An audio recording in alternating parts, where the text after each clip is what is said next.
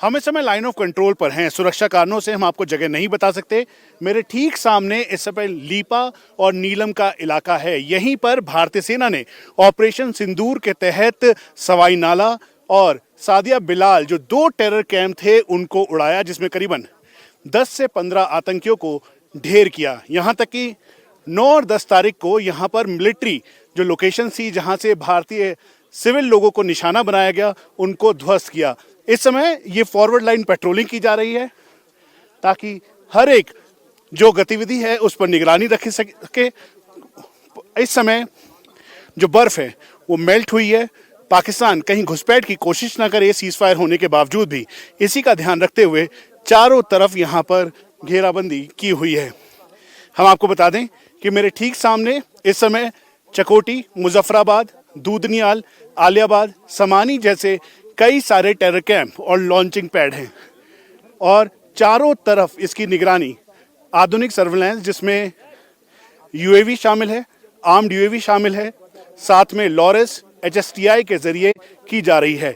Day night operations इसलिए किया जा रहा है क्योंकि पाकिस्तान इस समय घबराया हुआ है और 75 इन्फेंट्री ब्रिगेड का जो कमांडर है पाकिस्तान ऑक्युपाइड कश्मीर के अंदर, जब भारतीय सेना ने अपना दमखम दिखाया तो वो भाग निकला। इंटरसेप्ट रिकॉर्ड किया गया जिसमें वो कह रहा है कि अपनी जान बचाओ क्योंकि भारतीय सेना ने हमला कर दिया है।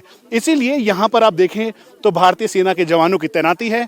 बैक सपोर्ट के तौर पर आर्टिलरी और एयर डिफेंस का पूरा बंदोबस्त है और साथ में एयर डिफेंस ऐसा किया हुआ है कि कहीं से भी Pakistani missile, Pakistani UAVs, UCAVs, उसके अलावा पाकिस्तान का कुछ भी भारत में प्रवेश ना कर सके।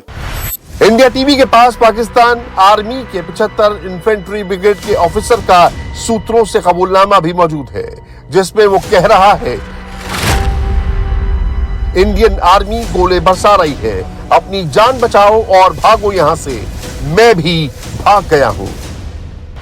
7 मई रात 2025 तकरीबन 2:30 बजे सीज फायर का उल्लंघन करते हुए इस सेक्टर में दुश्मन की पोस्ट ने हमारी पोस्ट और सिविलियन इलाकों पर भारी तादाद में आर्टिलरी, मोटर्स और स्मॉल आर्म्स का फायर शुरू कर दिया था।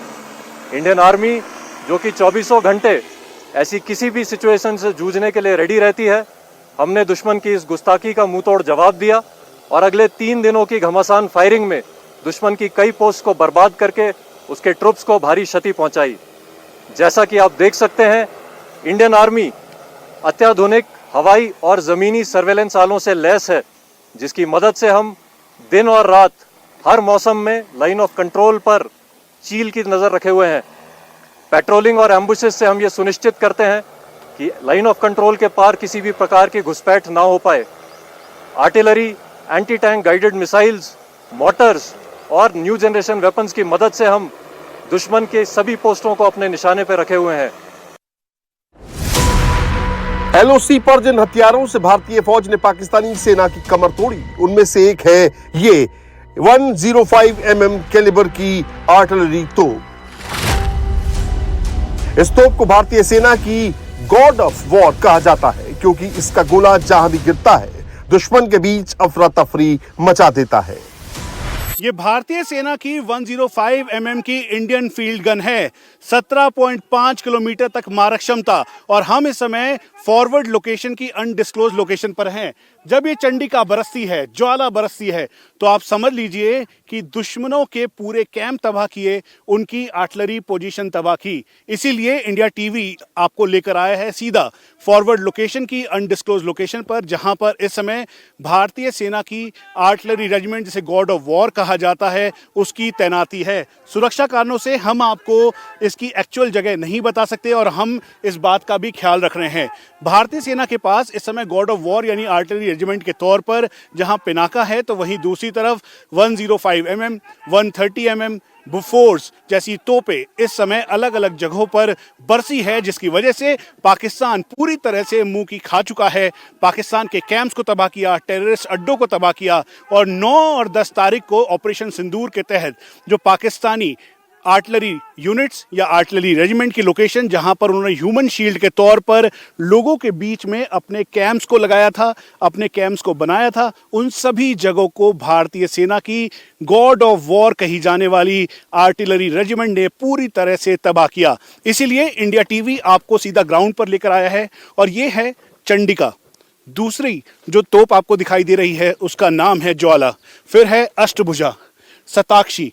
ये वो स्वरूप है जो कि पूरी तरह से इसे स्टैब्लिश करता है, क्योंकि ऑपरेशन सिंदूर के तहत इन तोपों ने दुश्मन से बदला लिया पहलगांव अटैक का, दुश्मन से बदला लिया उन मांगों का जिनकी मांगे उजाड़ी थी आतंकियों ने, और जिनके जो मेन हैंडलर और आतंकी थे वो थे पाकिस्तान में।